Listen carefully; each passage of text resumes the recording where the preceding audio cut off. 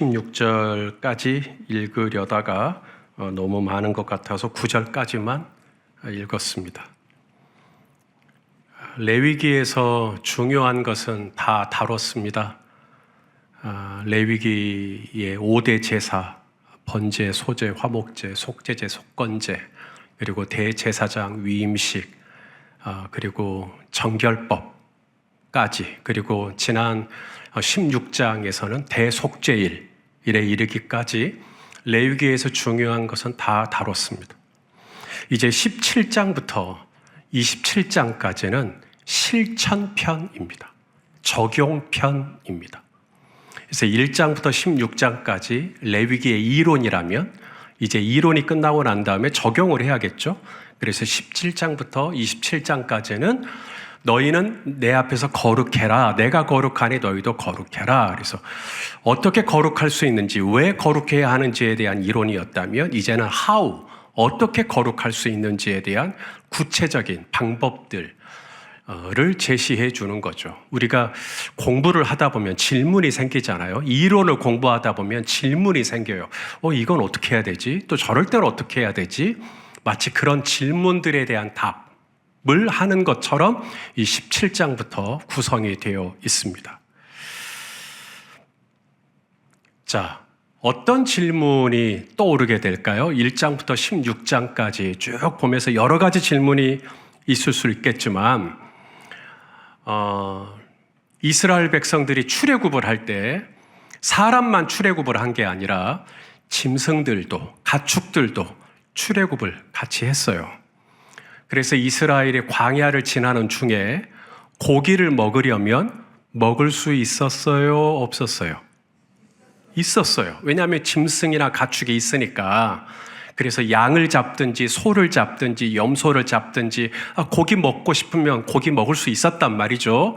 그런데 기브롯 핫다와와, 왜 이스라엘 백성들이 소위 말하자면 메추라기 재앙, 메추라기 고기를 먹다가 왜 죽임을 당했는가, 왜 심판을 받았는가? 그것은 이스라엘이 만나로 만족하지 못하고 고기를 먹었기 때문에 심판을 당한 게 아닙니다. 고기는 이미 먹고 있었어요.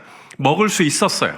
만나 외에도 양고기 먹을 수 있었고요. 이번에 이집트 가서 양고기 또 먹었는데 겁나게 맛있습니다.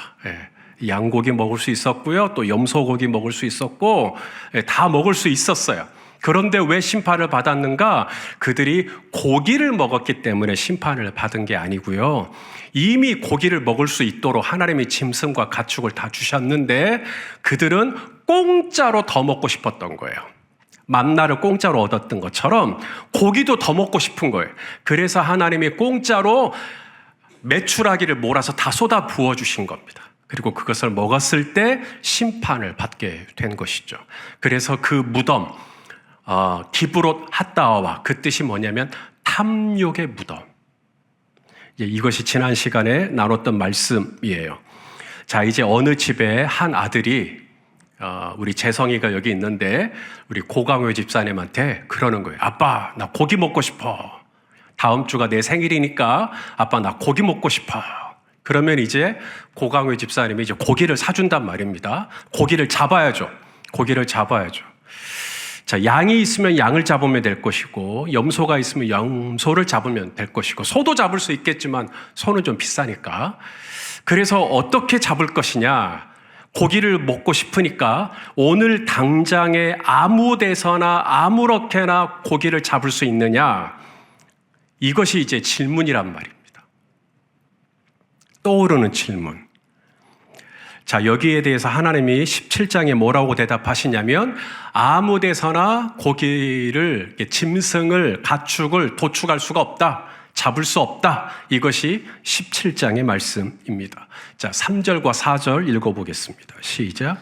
이스라엘 집의 모든 사람이 소나 어린 양이나 염소를 진영 안에서 잡든지 진영 밖에서 잡든지 먼저 회막문으로 끌고 가서 여호와의 성막 앞에서 여호와께 예물로 드리지 아니하는 자는 피 흘린 자로 여길지어다. 그가 피를 흘렸은즉 자기 백성 중에서 끊어지리라. 아무 데서나 가축을 잡으면 큰일 납니다.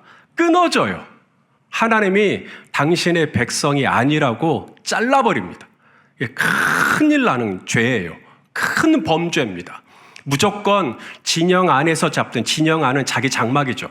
자기 장막에서 잡든지 진영 밖에서 잡든지 고기를 먹고 싶어서 짐승을 잡을 때 반드시 먼저 뭘 해야 돼요? 회막으로 와야 돼요. 성막으로 와야 돼요. 거기서 제사장의 입회화에 하나님께 먼저 예물로 드려야 돼요. 하나님께 예물로 드리는 이걸 뭐라 그러죠? 화목제예요. 화목제. 왜냐하면 번제는 어떻게 됩니까? 번제는 다 태워버립니다. 그러니까 내게 없어요. 그러면 속죄제는 어떻습니까? 속죄제는 제사장의 일부만 남겨놓고 나머지 다 태워버립니다. 이게 내게 없어요. 그러니까 내가 양을 드리든 염소를 드리든 나에게 돌아오려면 무조건 무슨 제사를 드려야 돼요? 화목제를 드려야 됩니다. 그래서 제사장의 입회화에 화목제를 드리고 난 다음, 화목제를 드리고 나면 기름이나 피나 일부를 빼고는 나머지는 다 제사자에게 다 줄 수 있어요. 그럼 이거 가져가서 이제 가족과 먹든지, 소를 잡았으면 마을이 먹든지 이런 식으로 해서 다 같이 고기를 먹을 수가 있다. 여러분, 이게 얼마나 복잡한 일이겠습니까? 이것이 얼마나 애를 먹는 일이겠습니까? 내 아들이 생일이어서 양고기라도 먹이겠다. 그런데 회막으로 가서 일일이 제사장의 입회화에 화목제를 드리지 않으면 이스라엘 중에서 끊어져요. 고기를 먹지 말라는 건 아니에요. 양고기 먹지 마라, 염소고기 먹지 마라, 이거 아니에요. 고기는 먹을 수 있어요. 다만 고기를 먹기 위해서 가축을 잡을 때는 반드시 성막으로 와야 돼요. 회막으로 와야 돼요. 거기서 제사장의 입회화에 도축을 하고 하나님께 화목제를 드리고 나머지를 이제 가지고 가서 먹는 거예요. 출애굽한 이스라엘 인구가 몇 명이죠? 남자 장정만 60만 명입니다. 그러니까 여자라든가 어린아이라든가 또 연장자, 노인들까지 합치면 200만 명. 200만 명이면 우리 광주 광역시보다 훨씬 더 많은 인구. 그들 중에 고기를 먹고 싶다고 이제 화목제를 드리겠다고 성막으로 양이나 염소를 끌고 오는 장면을 상상해 보십시오. 얼마나 많은 행렬이 기다리고 있을 것이며 제사장은 또 그 일일이 화목제를 다 드려야 되니까 얼마나 시간이 많이 걸릴 것이며 고기 한번 먹겠다고 했다가 얼마나 난리가 날 것입니까? 그런데도 하나님은 딴 데서 잡으면 안 된다. 너희가 고기를 먹고 싶다면 무조건 회막으로 와야 된다. 성막으로 와야 된다. 왜 이렇게까지 하시는 걸까요? 그것이 얼마나 번거롭고 시간도 많이 소요되고 복잡하고 그런데 왜 하나님은 이렇게 요구하실까요? 뭔가 이유가 있겠죠. 저와 여러분의 삶이 성막 중심, 회막 중심이 되기를 원하는 마음도 있거니와 거기에는 우상 숭배를 방지하고자 하는 목적도 있어요. 뭘 방지한다고요? 우상 숭배. 이스라엘 백성들이 회막에 가서 짐승을 잡는 이것을 하지 않으면 우상 숭배를 할 확률이 있다. 어떤 우상 숭배인가? 자, 오늘 본문 7절 말씀에 순념소가 나옵니다. 읽어보죠. 시작. 그들은 전에 음란하게 섬기던 순념소에게 다시 제사하지 말 것이니라. 이는 그들이 대대로 지킬 영원한 규례니라. 회막으로 오지 않으면 이스라엘 백성들이 어디로 간단 말이에요? 순념소에게 제사할 확률이 있다. 전에 음란하게 섬기던 순념소에게 다시 제사를 할 확률이 있기 때문에 하나님이 절대로 진영 밖에서든 진영 안에서든 가축을 잡을 때는 꼭 회막으로 다 데리고 와야 된다.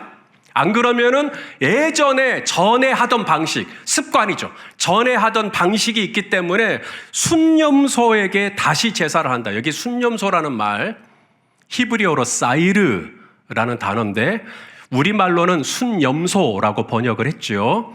이 사이르가 원어의 뜻이 뭐냐면 털이 많은 귀신이라는 뜻입니다. 털이 많은 귀신. 이 순념소, 이번에 이집트에 갔을 때 이집트에 뭐 상형 문자 막 이런 거 있잖아요. 보면 순념소가 있습니다. 그 여러 가지 저런 어떤 동상들을 보면 순념소를 바탕으로 이렇게 우상을 만들어놨어요. 그래서 이집트 사람들, 고대 애굽 사람들은 이 순념소가 신이었어요. 신. 순념소가 힘이 좋아요, 안 좋아요? 힘이 좋잖아요. 그래서 이 순념소는 다산과 풍요를 상징하는 신이었습니다. 순념소에는 뿔이 있죠. 뿔. 우리가 사탄을 그릴 때 사탄이 늘 삼지창을 들고 있고 머리에는 뭐가 나 있어요? 뿔. 그게 바로 순념소에서 나온 거예요. 순념소를 기인으로 해서 사탄의 머리에 뿔을 그리는 것인데 이 순념소는 어디서 예배를 드릴 수 있느냐? 순념소는 들판에서, 야생에서, 거기에 있는 신이 바로 순념소예요. 회막까지 안 가도 돼요. 들판에 나가면 거기에 순념소가 있어요. 이걸 애굽에서 이스라엘 백성들이 몇 년 있었죠? 애굽에서 이스라엘 백성들이 430년 있었습니다.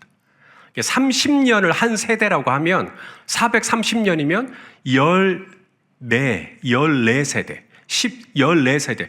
그러니까 그 어마어마한 시간 동안 이 애굽에 있으면서 이스라엘은 애굽인들의 신, 애굽인들의 종교를 옆에서 봤단 말이죠. 근데 그 중에 하나의 신이 뭐냐면 바로 들판과 야생과 광야에 있는 신, 그게 바로 순념소예요. 회막까지 안 가고 그냥 들판에서 가축 잡고 우리 집에서 가축 잡고 순념소에게 제사하듯이 하면 얼마든지 오늘 저녁에 고기 먹을 수 있다. 이렇게 되지 않도록 하기 위해서, 순념소에게 제사하지 않도록 하기 위해서 너희는 회막으로, 번거롭지만 불편하지만 회막으로 와라 라고 하나님께서 법으로 만들어 놓으신 겁니다. 안 그러면은 430년의 그 관성이 있잖아요. 들판으로 가서 그냥 순념소에게 제사하듯이 아무렇게나 내가 고기를 먹었던 그 습관으로 돌아가기 때문에.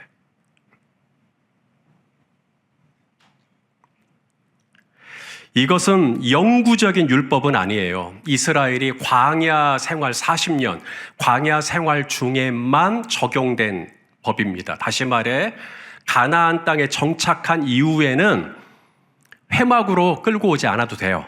가나안 땅에 정착한 이후에는 그냥 집에서 잡아서 먹을 수 있습니다. 이게 법이 바뀌어요. 그래서 광야 생활 때는 성막을 중심으로 이스라엘 12지파가 함께 움직이기 때문에 회막으로 올 수가 있어요.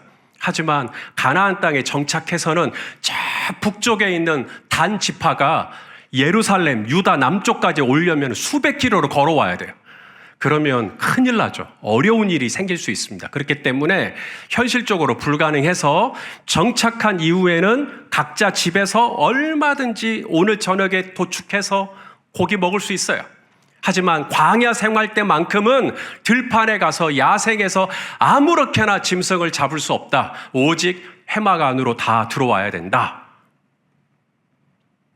자, 그러면 이제 가나안 땅에 정착한 이후에 아무 때나 내가 있는 곳에서 고기를 먹을 수 있기 때문에 그러면 그냥 다 고기를 먹을 수 있을까? 그냥 아무렇게나 고기 잡고 그냥 다 먹을 수 있을까? 그렇지 않다는 것입니다. 광야 생활 중에도 그리고 가나안 땅 정착한 이후에도 하나님은 변함없는 한 가지가 있어요. 고기를 잡을 수 있는 장소는 바뀔 수 있어요. 가나안 정착 이후에는 마음대로 할 수 있는데, 단 내가 내 집에서 소를 잡든 양을 잡든 염소를 잡든 주의해야 될 거 하나가 있어요. 피를 마시면 안 돼요. 이건 가나안 땅 정착한 이후에도 마찬가지예요. 뭘 마시면 안 돼요? 피는 마시면 안 돼요. 자, 오늘 본문 10절 말씀입니다. 읽어보죠. 시작. 이스라엘 집 사람이나 그들 중에 거류하는 거류민 중에 무슨 피든지 먹는 자가 있으면 내가 그 피를 먹는 그 사람에게는 내 얼굴을 대하여 그를 백성 중에서 끊으리라. 아까 회막 말고 딴 데서 짐승을 잡아도 하나님이 끊어버리겠다고 그러죠. 이번에 또다시 무시무시한 말씀을 하십니다. 또다시 끊어버리겠다는 거예요. 언제? 뭘 마시면? 피를 마시면. 신명기에도 똑같은 말씀을 하십니다. 신명기 12장 20절 시작. 내 하나님 여호와께서 내게 허락하신 대로 네 지경을 넓히신 여기 후에. 내 지경을 넓히신 후에라는 말이 가나안 정착 후에란 뜻이에요. 가나안 정착한 후에 네 마음에 고기를 먹고자 하여 이르기를 내가 고기를 먹으리라 하면 네가 언제나 마음에 원하는 만큼 가나안 정착 이후에는 마음껏 먹을 수 있어요. 다만 크게 삼가서 그 피는 먹지 말라. 피는 그 생명인즉 내가 그 생명을 고기와 함께 먹지 못하리니. 가나안 땅에 정착한 이후에 언제든지 고기를 잡아서 먹을 수 있지만 단 뭐는 마시면 안 돼요? 자, 이건 전제가 있겠죠. 전제. 이스라엘 백성들이 이 짐승을 잡을 때, 가축을 잡을 때 뭘 마시려고 했다, 뭘 마시기를 원했다라고 하는 게 전제가 깔려 있죠. 피를 마시고 싶어 했다는 거예요. 피를 먹고 싶어 했다는 거예요. 그게 아니었으면 피 마시지 마라. 마시면 다 끊어진다. 이런 무시무시한 말씀 하지 않죠. 피를 그렇게 이스라엘이 먹고 싶어 했대요. 여러분도 피 마시고 싶으세요? 왜 그렇게 피를 마시고 싶어 했을까? 바로 애굽에 있을 때 그들이 노예로 있었잖아요. 노예로. 이번에 김동호 선교사님께서 그 3,000년 된 그 화덕에서 구운 빵을 이제 맛볼 수 있는 기회를 저희에게 주셨는데, 이것이 이스라엘 백성들이 먹던 평범한 식량이었다는 거예요. 3,000년 전이니까 얼마나 오래된 거예요. 예수님 오시기 전에도 있었던 화덕이니까. 그 빵을 저희가 먹으면서 이스라엘 백성이 애굽에 있을 때 이런 빵을 먹었구나 그러면서 먹었단 말이에요. 그러면서 하는 말이 이스라엘의 신부는 노예였기 때문에 고기를 먹을 수 없다. 고기는 고위직만 먹을 수 있어요. 고위직만. 그런데 이스라엘 백성이 모세한테 물어줘. 우리 애굽으로 돌아가자. 나 고기 먹고 싶다. 라고 말할 때 그들이 고기를 먹어봤기 때문이 아니라 그들은 고기를 먹을 수 없는 위치에서 늘 고기 먹는 사람을 동경했기 때문이라는 거예요.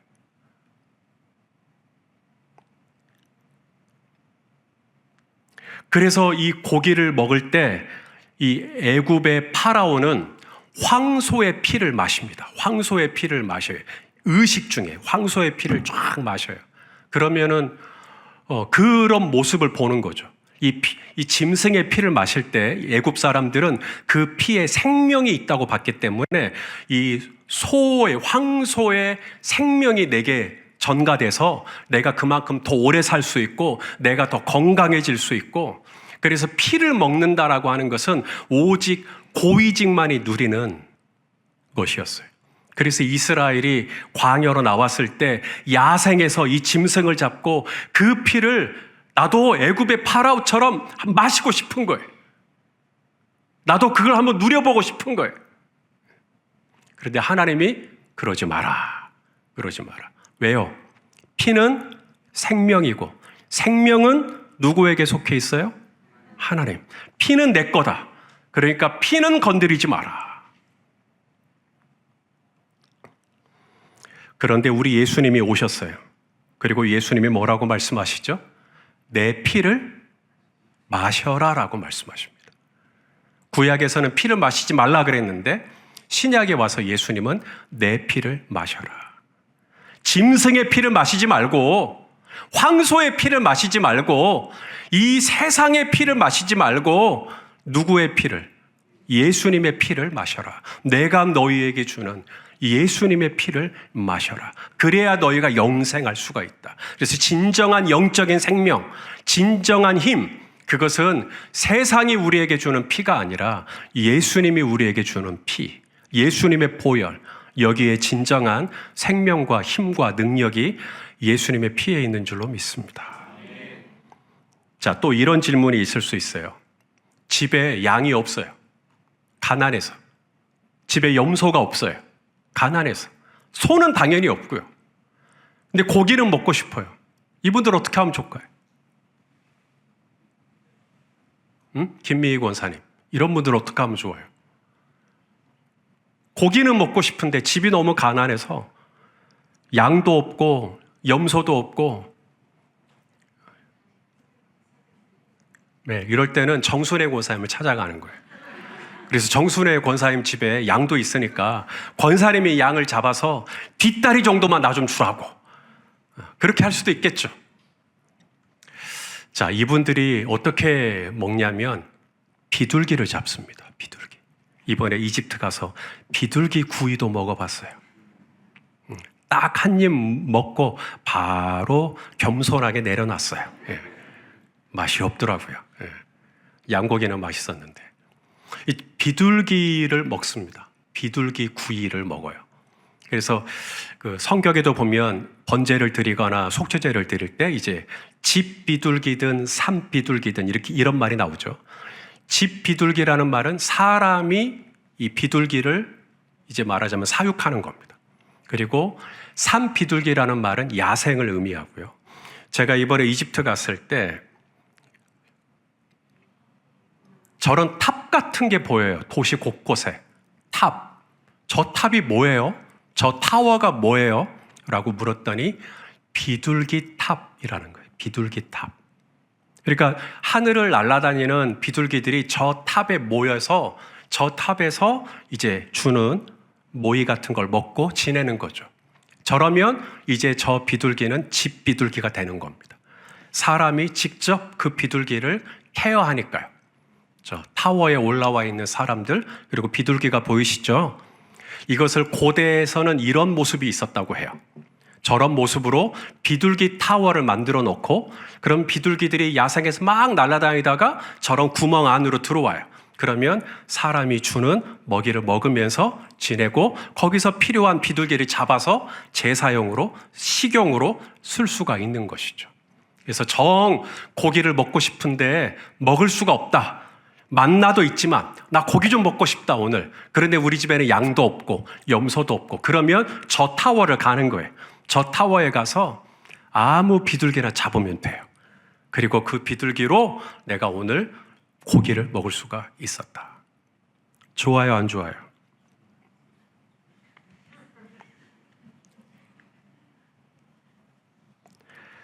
자, 그런데 이제 집 비둘기야 그렇게 타워에 날라드니까 내가 비둘기를 안전하게 잡을 수 있지만, 문제는 야생 비둘기예요. 이 야생에 있는 비둘기를 잡을 수 있는 방법이 몇 가지가 있는데, 첫째는 덫이에요. 덫. 그러면 이제 비둘기가 그 덫에 걸리게 되겠죠? 그러면 상처가 나서 피를 흘릴 거 아닙니까? 또 비둘기를 잡을 수 있는 것 중에 투척기라는 게 있어요.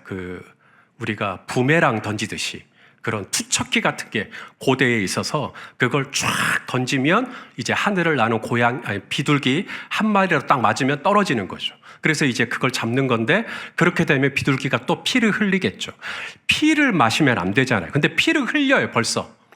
회막으로 와서 잡아야 되는데 이미 야생에서 죽어버렸어요. 자, 이때 이 피를 흘릴 때, 피는 마실 수는 없으니까 이 피를 어떻게 처리할 것인가?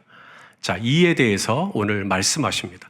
자, 13절 말씀을 읽을까요? 시작.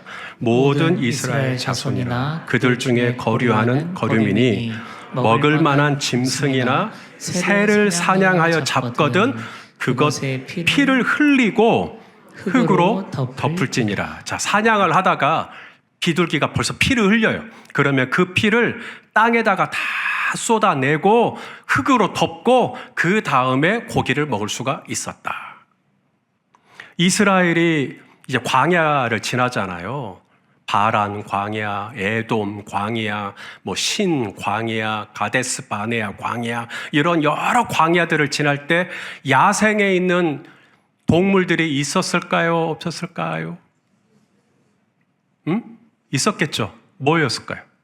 어떤 동물들을 야생에서 볼 수 있죠? 직접 본 적이 없으니까. 자, 신명기에 보면 이런 말씀이 있습니다. 신명기 14장 4절에서 5절이에요. 읽어보죠. 시작. 너희가 먹을 만한 짐승은 이러하니 곧 소와 양과 염소까지는 알겠고 그 다음에 뭐가 있어요? 사슴도 있고요. 노루도 있고요. 불구스름한 사슴과 산 염소와 볼기가 흰 노루와 뿔이 긴 사슴과 산양들이라, 이런 야생 동물들이 있습니다. 광야를 가다 보면. 그래서 이런 걸 잡아서 먹을 수가 있어요. 사냥의 도구들을 이용해서. 그래서 덫에 이 산양이 걸린 거예요. 덫에. 그러면 밤새 피를 흘리고 죽어버렸어. 짐승을 잡을 때는 회막으로 와서 제사장의 입회하에 죽여야 되는데 이미 사냥을 하다가 죽어버렸어. 혹은 들짐승이 맹수가 달려들어서 목을 물어뜯었는지 아무쪼록 이미 죽어있는 산양을 발견을 했다. 그러면 이 산양을 어떻게 하면 좋을 것인가? 이 산양은 이미 죽었어요. 그래서 불에 태워가지고 불에 잘 꽃을 놔가지고 이제 그거로 고기를 먹은 거죠. 그러면 어긴 거잖아요. 회막으로 가져오지도 않았고 이미 진영 밖에서 고기를 먹어버렸고, 그러면 이분들은 이제 하나님이 말씀하신 대로 백성 중에서 끊어주리라. 너희는 다 잘라내야겠다. 가 아니라 이분들도 회복할 수 있는 길이 있다. 사냥을 하다가 내가 일부러 죽이려고 죽인 게 아니라 사냥을 하다가 짐승을 잡다가 짐승이 먼저 죽어버렸어요. 그래서 이미 죽어버렸기 때문에 빨리 고기로 그냥 먹었던 건데, 이런 경우에는 다시 이스라엘 공동체로 돌아올 때 두 가지. 첫째, 목욕하고요. 빨래하고요. 이러면 하나님이 받아주시겠다는 거예요. 자, 진영 밖에서 죽은 고기를 먹었다면 어떻게 해야 되는가? 자, 15절 말씀 읽어보시죠. 시작. 또 스스로 죽은 것이나 들짐승에게 찢겨 죽은 것을 먹은 모든 자는 본토인이나 거류인이거나 그의 옷을 빨고 물로 몸을 씻을 것이며 저녁까지 부정하고 그 후에는 정하려니와. 왜 이런 말씀을 주실까요? 하나님은 우리가 언제든지 실수할 수 있다는 걸 아시는 겁니다. 회막으로 가지고 가서 거기서 도축해야 된다는 걸 알지만 불가피하게 야생에서 동물이 죽을 수 있다는 걸 아신 거죠. 피를 마시면 안 된다는 걸 아시지만 또 어떻게 하다가 피를 마실 수도 있다는 걸 아시는 겁니다. 예수님 모른다고 부인하면 안 되지만 베드로가 새벽닭 울기 전에 넘어진 것처럼 우리도 새벽닭 울기 전에 넘어질 수 있다는 걸 아시는 거죠. 그래서 하나님은 우리가 넘어졌더라도 실수했더라도 다시 만회할 수 있는 길을 열어놓으신 것입니다. 사람은 누구나 편하고 싶어 해요. 걸으면 앉고 싶고, 앉으면 눕고 싶고, 누우면 자고 싶어요. 그게 사람 마음입니다. 가까이에서 짐승 잡고 바로 고기 먹고 싶죠. 회막으로 가서 제사장 입회하여 화목제 드리고 그 다음에 먹는다? 시간도 많이 걸리고요. 경제적으로도 도움이 안 되고요. 또 너무너무 지쳐요. 육신적으로. 에너지도 고갈되고요. 그런데도 하나님은 우리에게 그렇게 해라. 회막으로 와라. 회막으로 와라. 편하게 하나님을 예배하지 말고 불편하더라도 회막으로 와서 화목제를 드려라. 우리의 죄성, 우리의 관성은 효율을 중요시 여겨요. 하지만 하나님이 중요하게 여기는 것은 효율이 아니라 거룩이에요. 거룩은 순종입니다. 순종은 하나님의 방법에 따라가는 거예요. 근데 하나님의 방법이 뭐냐면 회막으로 먼저 오는 거예요. 회막으로. 그러나 우리는 또 연약해서 넘어져요. 그랬을 때 너무 좌절하지 말고 몸을 씻고 빨래하듯이 우리가 예수님의 보혈의 공로를 의지하여서 주님 저를 용서해 주세요 라고 하면 주님께서 또 우리를 용서해 주시고 우리를 받아주시고 또 우리와의 관계를 회복시켜 주시고 그렇게 우리를 다시 하나님의 백성으로 삼아주시는 것을 믿으실 수 있기를 바랍니다. 하나님의 뜻 안에서 기억해 하셔야 될 것은 하나님의 미련한 것이 사람의 지혜로움보다 낫고 하나님의 약한 것이 사람의 강한 것보다 낫고 그런 하나님께서 회막으로 와라 그랬으면 회막으로 오고 그런 하나님께서 피 마시지 말라 그랬으면 피 마시지 말고 하나님의 뜻과 하나님의 방법으로 하나님을 예배할 줄 아는 저와 여러분 될 수 있기를 주님의 이름으로 축원합니다. 기도하시겠습니다. 하나님 아버지, 오늘도 레위기 말씀으로 우리가 어떻게 하나님을 예배해야 할지 또 말씀하여 주시니 감사합니다. 우리가 번거롭더라도 수고롭더라도 회막으로 와서 화목제를 드리고 그리고 난 다음에 고기를 먹더라도 먹는 우리 모두가 될 수 있도록 인도하여 주시옵소서. 우리의 관성은 다시 순용소에게로 전에 하던 대로 전에 하던 습관대로 돌아가려고 하지만 하나님 내가 이것을 거스르고 하나님의 뜻을 쫓아 시간이 좀 걸리더라도 하나님의 방법을 순종하는 우리 모두의 믿음이 될 수 있도록 인도해 주시옵소서. 예수님의 이름으로 기도합니다. 아멘.